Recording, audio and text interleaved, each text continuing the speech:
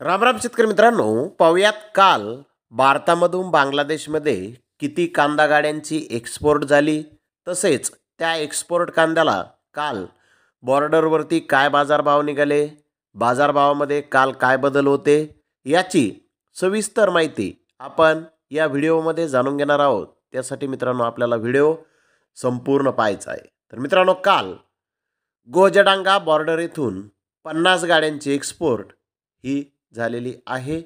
तर मेंदीपूर बॉर्डर येथून 51 गाड्यांची एक्सपोर्ट काल झालेली आहे। हिली बॉर्डर येथून 10 गाड्यांची एक्सपोर्ट काल झालेली आहे। अशा तिन्ही ठिकाणाहून मिळून टोटल 111 गाड्यांची एक्सपोर्ट काल भारतामधून बांगलादेशमध्ये झालेली आहे। यामध्ये मध्य प्रदेश येथील कांदा होता, नगर जिल्ह्यातील कांदा होता, नाशिक जिल्ह्यातील कांदा होता, साऊथचा कांदा होता, राजस्थानचा अलवरचा कांदा होता, गुजरात येथील कांदा होता। मित्रांनो, काल या भारतीय कांद्याला 49 रुपये किलोपासून 58 रुपये किलोपर्यंत बाजारभाव साईजनुसार काल बॉर्डरवरती मिळालेले आहेत।